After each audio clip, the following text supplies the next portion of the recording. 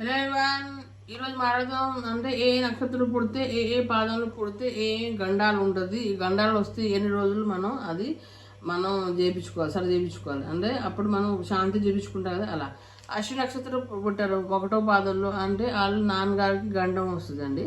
Next రెండో చరణంలో పుడితే అశ్విని నక్షత్రం 2వ చరణంలో పుడితే సుఖం ప్రాప్తి అవుద్ది అంటే లాభాలు వస్తాయి వాళ్ళ పేరెంట్స్కి. ఇంకా మూడో చరణం అంటే 3వ పాదంలో పుడితే వాళ్ళ ఫాదర్ మదర్కి ప్రమోషన్ వస్తుంది.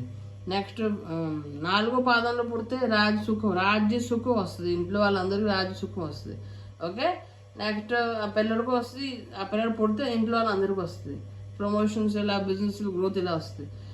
నెక్స్ట్ ఆశ్లేష నక్షత్రంలో పుడితే 1వ పాదంలో రాజ్యం ప్రాప్తి అంటే మినిస్టర్ కూడా రావచ్చు ఫ్యూచర్లో. నెక్స్ట్ ఆశ్లేష నక్షత్రం 2వ పాదంలో పుడితే ధనం హాని అవుద్ది. ఆశ్లేష నక్షత్రం 2వ పాదం ధనం హాని అవుద్ది ఇంట్లో వాళ్ళకి.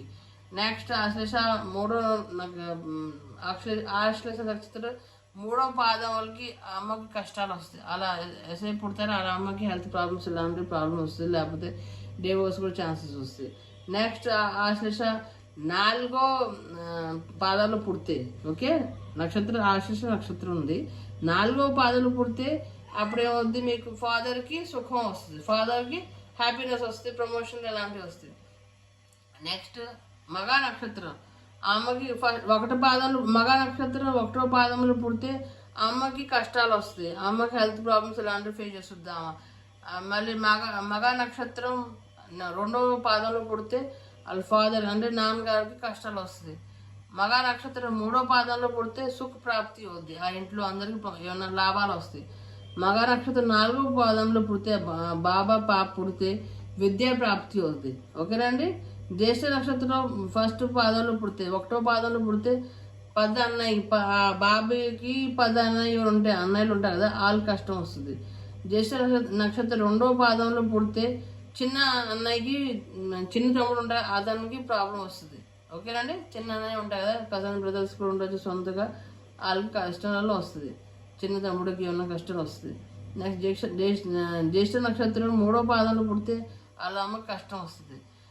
జ్యేష్ఠ నక్షత్రం 4వ పాదంలో పుడితే సొంతం కష్టం వస్తుంది. ఆ అబ్బాయికి ఏమైనా హెల్త్ ఇష్యూస్, ఏమైనా ప్రాబ్లం, మానసిక రోగి ఇలాంటి ప్రాబ్లం ఫేస్ చేస్తారు వాళ్ళు. మూల నక్షత్రం 1వ పాదంలో పుడితే వాళ్ళ నాన్నగారికి కష్టాలు వస్తాయి. ఓకే, నాన్నకి చాలా దుఃఖం వస్తుంది, అంటే నాన్నగారికి హెల్త్ ఇష్యూస్ ఏమైనా వస్తే వాళ్ళకి ఫైనాన్షియల్ లాస్ కూడా వచ్చు. నెక్స్ట్ మూల నక్షత్రం 2వ పాదంలో పుడితే అమ్మగారికి దుఃఖం వస్తుంది. అమ్మగారికి దుఃఖం అంటే ఏమైనా హెల్త్ ఇష్యూస్ వస్తుంది, లేకపోతే మనీ లాసెస్, ఫైనాన్స్ లాసెస్ కూడా ఉండొచ్చు. మూల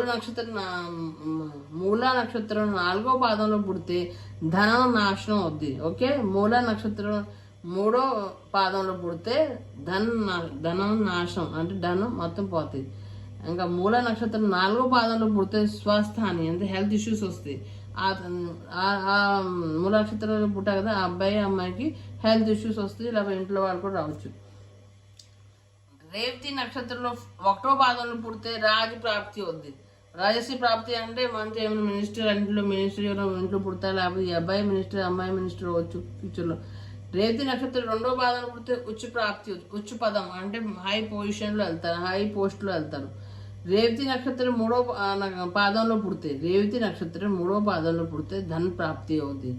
రేవతి నక్షత్రం 4వ పాదంలో పుడితే శరీర పీడ అంటే హెల్త్ ఇష్యూస్ చాలా వస్తుంది, ఆ పాపకు వస్తుంది. ఓకేనండి. వీళ్ళకి ఈ నక్షత్రంలో పుట్టారు, ఈ పాదంలో పుడితే ఆ 27 డేస్ లోపలే నక్షత్ర శాంతి చేయించుకోవాలి. ఓకేనండి. 27 డేస్ లోపలే మీరు నక్షత్ర శాంతి చేయించుకోవాలి, లేకపోతే బాగా హెల్త్ బాగా ప్రాబ్లమ్స్ ఫేస్ చేయాలి లైఫ్లో.